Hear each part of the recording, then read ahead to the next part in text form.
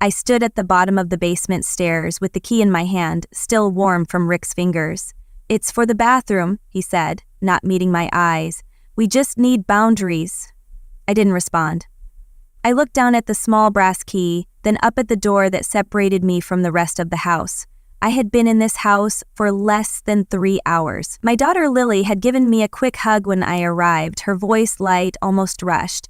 "The kids are upstairs, Mom. They'll come say hi later."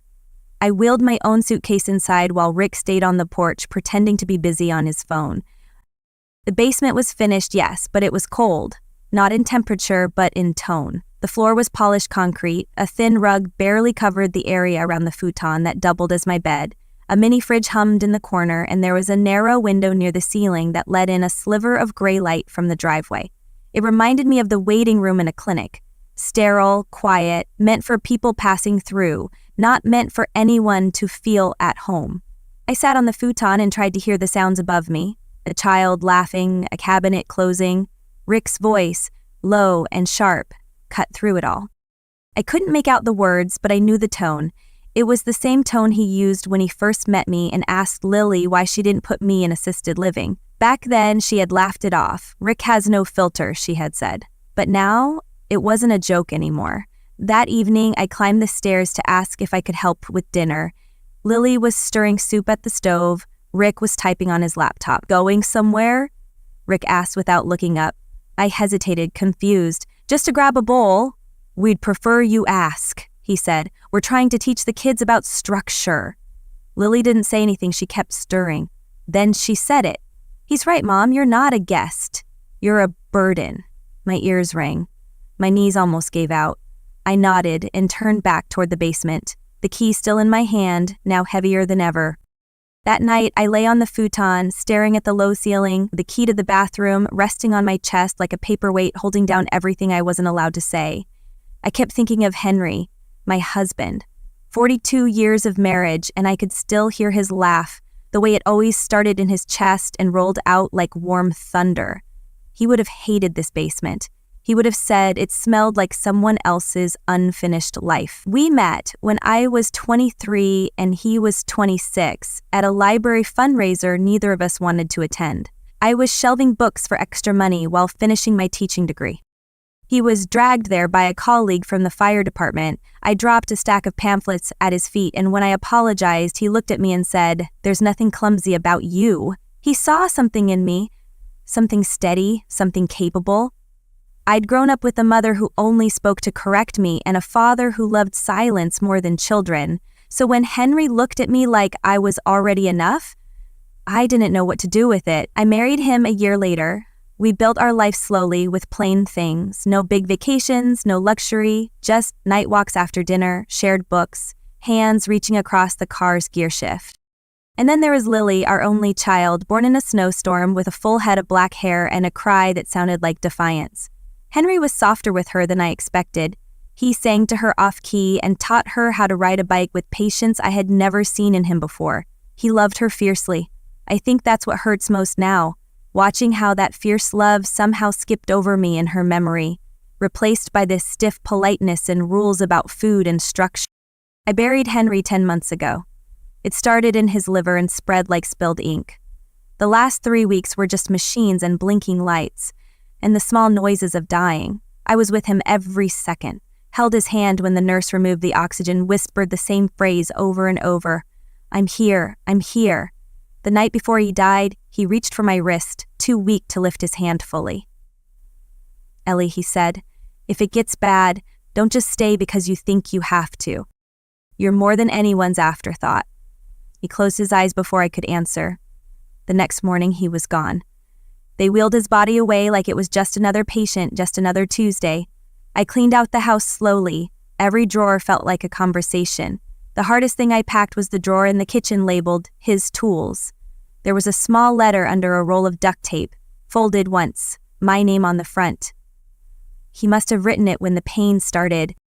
Inside, in his uneven handwriting, he wrote, "If they ever make you feel invisible, remember, you weren't invisible to me. You were the center."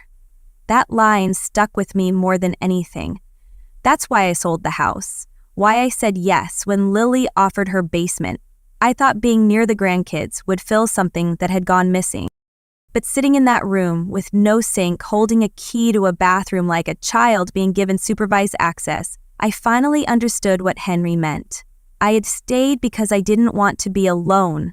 But this wasn't family. This was absence disguised as order. This was conditional love hiding behind polite cruelty. And somehow, that hurt more than the cancer ever did. I began to learn the rules of the basement quickly. Don't come upstairs without knocking. Don't use the main kitchen unless asked. Don't leave shoes near the hallway. And always lock the basement bathroom after use. The key dangled from a lanyard Rick gave me, bright red with the logo of his consulting firm printed across it like a brand I'd never asked to wear. The space itself wasn't terrible, not in the way a shelter might be, but it was stripped of warmth. A futon that creaked when I moved, a flickering ceiling light, and a single shelf above the mini-fridge that held a half-used candle, a faded photo of Lily's wedding day, and a sticky note that said, "Stay hydrated, water upstairs." It felt like a joke. I wasn't allowed to access that water unless I asked. The first week, I tried to keep busy. I offered to help with laundry, pick the kids up from school, clean the floors, anything that made me feel useful. At first, Lily let me. "Thanks, Mom," she'd say without looking away from her phone. But Rick started making faces. "We don't need a housekeeper," he said once. "This isn't charity." I stopped offering. The grandkids, Noah and Emma, were sweet at first, but distant. They weren't cruel, just conditioned. They didn't ask me to play. They didn't sit near me during dinner, mostly because I wasn't usually invited to dinner. I'd hear them talking about their days at school while I sat downstairs eating crackers and cheese on a paper towel. The door at the top of the stairs would remain closed. I began to understand that there was a script, a way this household operated, and I wasn't written into it. I was tolerated. I was muted. One evening, I walked into the living room when a neighbor was visiting. I wanted to get a book I had accidentally left on the side table. Rick looked at me like I'd wandered onto a movie set during filming. "Oh, Eleanor," he said tightly. "Didn't realize you were still up." The guest, a woman named Carol, smiled politely. I froze. Lily quickly interjected. "She stays downstairs, mostly. She likes her space." I took the book and went back down, the words bouncing in my head. "He stays downstairs." Like I was a relic stored away. That night, I couldn't sleep. The futon felt harder than usual. I got up, walked quietly to the bathroom, used the key, washed my face, and stared at myself in the mirror. I looked like someone who had slowly forgotten what sunlight felt like. I thought of the Eleanor who used to teach literature, who had shelves of poetry and walls full of student drawings. I thought of the woman who once painted her bedroom walls yellow because she believed morning light deserved a stage. I didn't recognize the face in the mirror. I looked like someone else's shadow. A few nights later, I heard Rick talking on the phone upstairs. The vent in the basement carried sound when the house was quiet. "She's harmless," he was saying, "just keeps to herself, doesn't get in the way." The way he said it, dismissive, amused, like I was some pet who had learned her corner. I sat down on the floor next to the heater, wrapped in a blanket that still smelled like my old home, and something in me shifted. It wasn't loud or explosive. It was silent and sharp, like glass cracking in slow motion. I didn't belong here. And the worst part wasn't that they treated me like I didn't matter. It was that I had started to believe it. It happened on a Wednesday. The sky was the color of dishwater and the wind felt like it had forgotten what warmth meant. I woke up with a weight in my chest that wouldn't move, not sadness, not even anger, just a kind of stillness that comes right before something breaks. I made coffee in the basement using my tiny kettle and off-brand instant mix. It tasted like nothing. I sat in silence, staring at the framed photo of Lily from her college graduation that I'd brought with me. She looked proud then. So did I. Now, that woman in the photo was someone I didn't recognize. At 9:14 a.m., I got a text from Lily. "Can you pick up Emma from violin at 4? I'll Venmo you bus fare." Not a question, not a greeting. A directive. I stared at the message for a full minute before I placed the phone down without answering. I went upstairs quietly and opened the front door. The hallway was empty, the living room was clean, staged like a home from a catalog, cold and intentional. My coat hung on a hook behind the door, though it hadn't been touched in weeks. I put it on. I didn't pack. I didn't even grab my umbrella. I just left. Walked out of the house with the same calm I used to use when leaving a bad parent-teacher conference. I walked for blocks, unsure where I was headed, only knowing I had to move. The air hit my face like truth. I passed houses with dogs barking, kids laughing, neighbors waving at one another. Every small kindness felt like a museum exhibit from a life I had been forced to give up. I walked until my legs ached, until the houses thinned out and the strip malls began. Then I saw it, an old diner tucked between a laundromat and a pawn shop. I stepped inside. The bell above the door rang. The place smelled like bacon and burnt coffee. It was perfect. I sat at the counter, ordered pancakes, and for the first time in months, no one asked me why I was there, what I needed, or what rule I was about to break. The waitress called me hun and topped off my cup without asking. I almost cried. After breakfast, I used their payphone to call a cab. I didn't go back to the house. I asked the driver to take me to the local bus depot. I paid cash. No questions. I sat in the back of the bus headed across town, clutching the straps of my purse like a lifeline. I had remembered something important that morning, something Henry had once said while we were arguing about whether or not to host Thanksgiving for his loud, ungrateful cousins. "You're not a doormat, Ellie. Don't ever pretend to be one just because it keeps the peace. Peace built on silence isn't peace. It's surrender." That sentence had stayed buried for years, and now it rang through me like a bell. I wasn't going to be silent anymore. I wasn't going to knock on doors for permission or accept crumbs from people who fed me rules instead of respect. I got off the bus near the edge of town and walked to a place I had only visited once before. A modest senior housing complex with a bulletin board that always had a sign reading, "One bedroom available, income-based." I asked to speak to the manager. She looked up from her desk, surprised but kind. "Are you here for someone?" "No," I said, my voice firm for the first time in weeks. "I'm here for me." That afternoon, I signed a lease for a tiny unit on the second floor.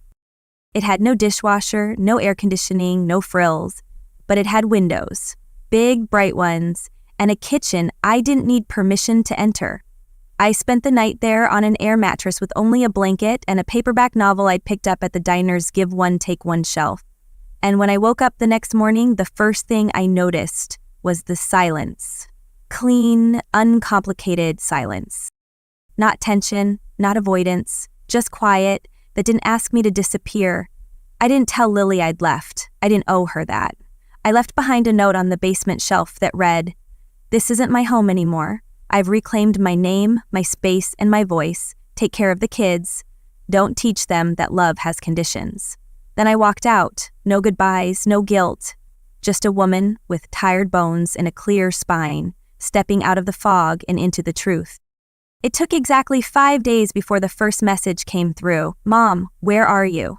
No greeting, no warmth, just demand dressed in worry. I didn't reply. 3 hours later, another one. "Emma asked about you." And then the guilt, always the guilt, wielded like a leash. I turned my phone off. I needed space. Not just physical space, but emotional clearance, the kind you carve out with boundaries and truth. I spent my mornings walking to the market, choosing my own bread, my own milk, not rushing because someone upstairs might scold me for using the wrong sponge. I made soup from scratch and let it simmer all afternoon, filling the apartment with the smell of comfort. No one told me to clean up faster. No one watched me from across a kitchen with narrowed eyes. I started putting up small pieces of myself again, a watercolor print from Henry's favorite artist, a yellow pillow just like the one from our old sunroom. I even found a plant, unapologetically green, thriving without permission. My neighbor across the hall, Mrs. Delgado, stopped by one evening with a plate of tamales. "You look like someone who's starting over," she said, smiling without prying. "So did I once. Don't let them make you feel like you owe them your silence." That night, I wrote in my journal for the first time since Henry's funeral. I didn't write about Lily or Rick. I wrote about the way it felt to hear birds again, to eat when I was hungry without checking the clock, to sit in a room that was mine and mine alone. But peace, I would learn, never arrives without visitors. On the 10th day, Lily showed up. I knew it before she knocked. I'd seen her car pull up from my window. I didn't answer. She knocked again, then again, more insistent. "Mom, open the door, please." Her voice cracked. I opened it, but didn't invite her in. "You left without saying anything," she said, arms folded tight. "You didn't ask if it was okay to just disappear." That word again, ask, like I was still under her roof. I looked her in the eye and said, "I didn't disappear. I reclaimed myself." She flinched. "Rick's been upset," she offered next. "He said he was just trying to create order. You know how kids are." "We needed routine. You needed obedience," I replied. "You locked the food." "It wasn't like that," she whispered. "Then tell me what it was like, Lily." Because from where I stood, it looked a lot like humiliation dressed up as structure. She didn't answer. She shifted on her feet. "Emma cried when she saw your room was empty. That cut deep, but I held steady." "Then tell her the truth. Tell her grandmother was tired of being erased." "We didn't erase you. You stirred soup while he told me I was a burden." Silence. "Why didn't you speak up?" I asked. "Why didn't you say anything?" She blinked fast, jaw trembling. "Because it was easier." There it was. Not cruelty, not even hatred, just convenience. It was easier to let me shrink than to confront the man she built her life around. "I came to ask you to come back," she said softly now. "It's not the same without you." "No," I said. "It's exactly the same. You just noticed the empty chair." She stood for a long time before turning away. As she walked back to her car, I felt a pang. Not regret, just mourning for the idea of her I used to hold. That night, I lit a candle for Henry and told him out loud, "I'm not going back." It felt like a vow. And the next morning, I woke up to sunlight pouring in through my uncovered windows. I didn't reach for permission. I reached for the day. I didn't plan to write to Emma. It wasn't spite or fear that stopped me, it was grief, the kind that clings to your fingers when you try to say something clean. But one evening, after a quiet day spent rearranging books I hadn't touched in months, I found myself sitting at the kitchen table with a pen in my hand and a blank sheet in front of me. The words came slowly.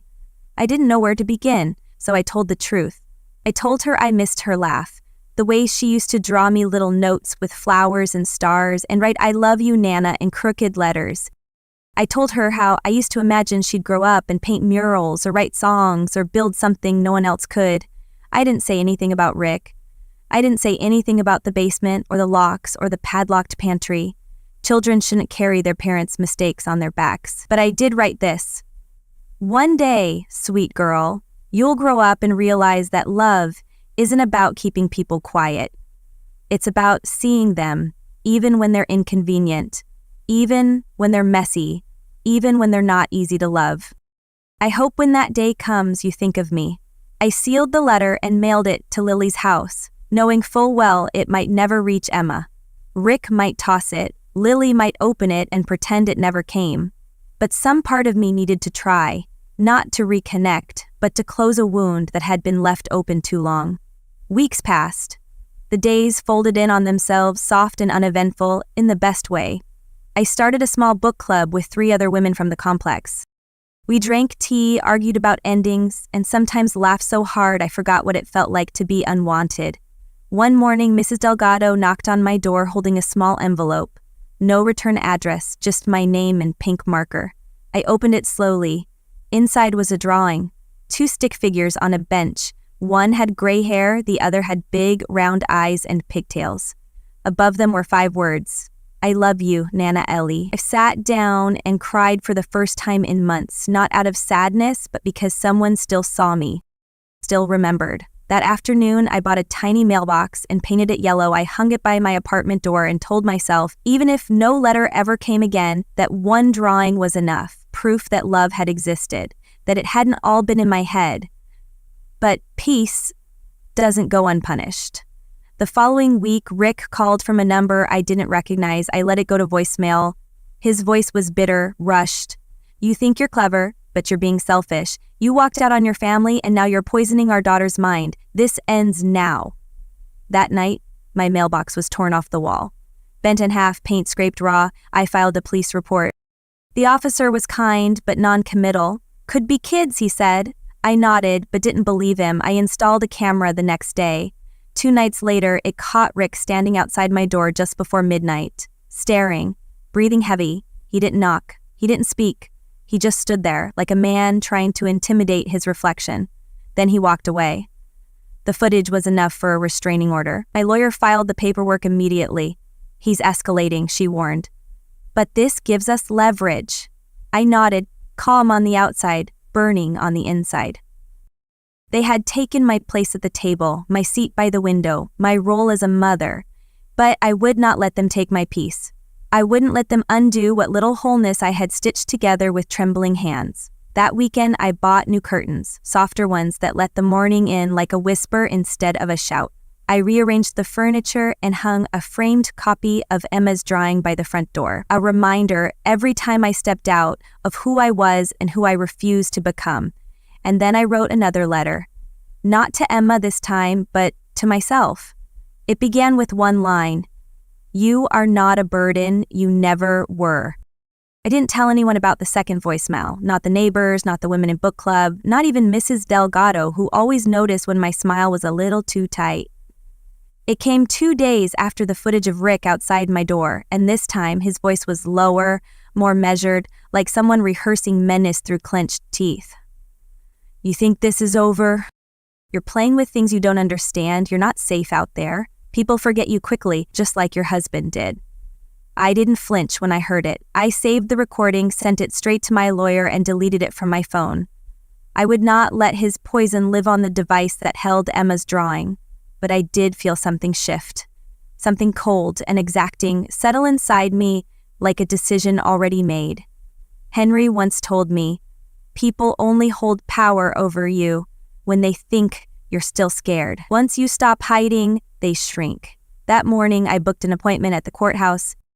I filed for a permanent restraining order, brought every piece of evidence, the messages, the footage, the mailbox, even the quote about my husband. The clerk looked at me and asked, do you have a support person here? I smiled, soft but sure. No, I have truth. It's lighter than company. The court date was set.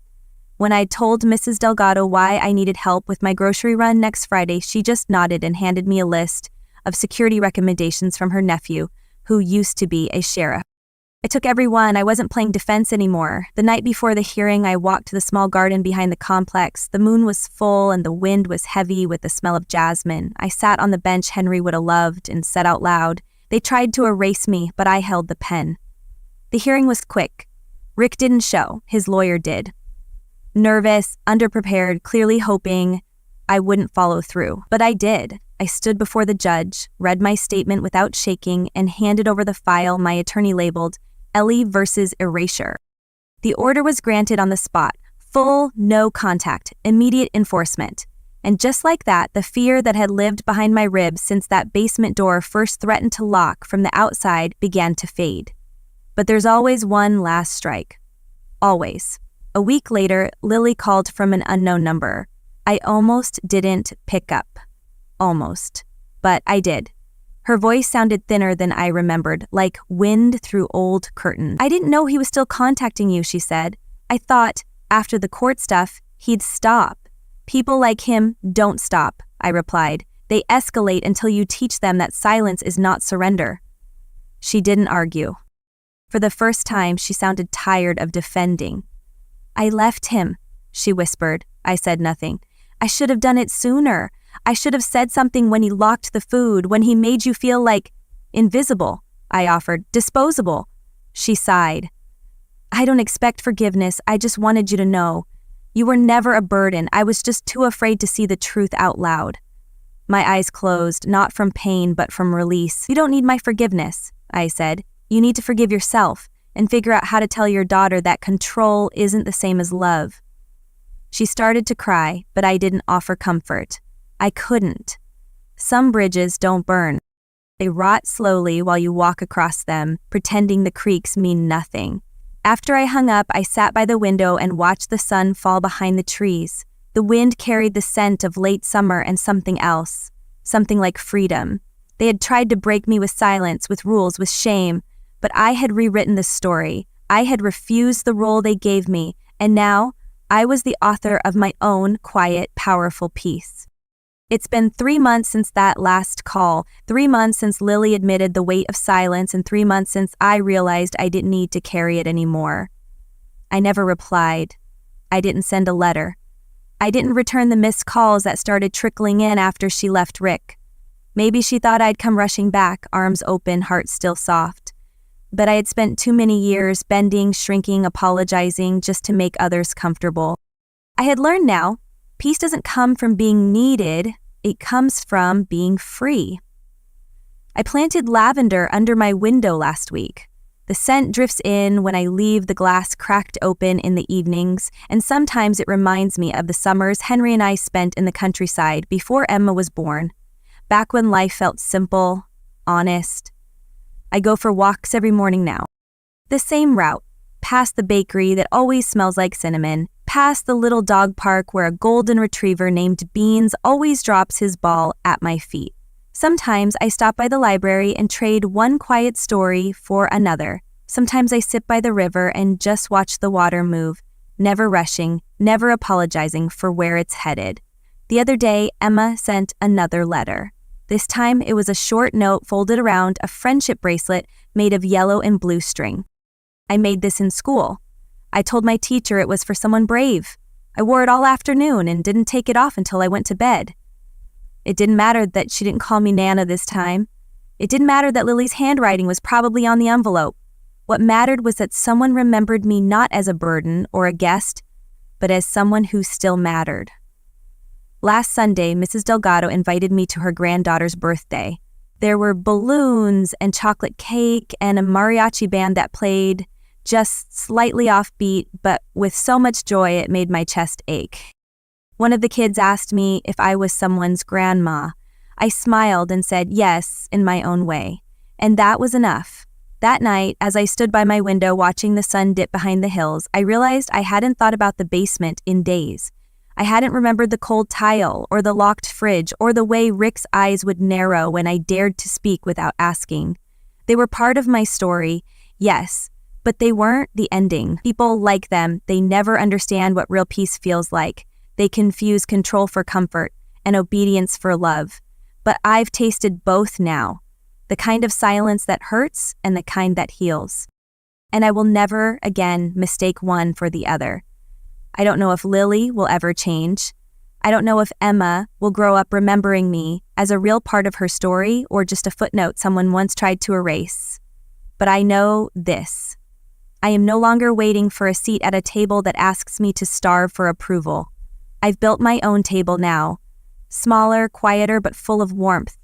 The kind that doesn't come with condition. The kind Henry would have been proud of. Maybe someday Emma will come sit with me. Maybe she won't. Either way, I'll be here, with my lavender and my yellow mailbox and my quiet mornings. Because I've already won the hardest fight. The one where I had to convince myself that I was never what they said I was. I was never too much. I was never a burden. I was never less than. I was simply never theirs to diminish. Not again, not ever.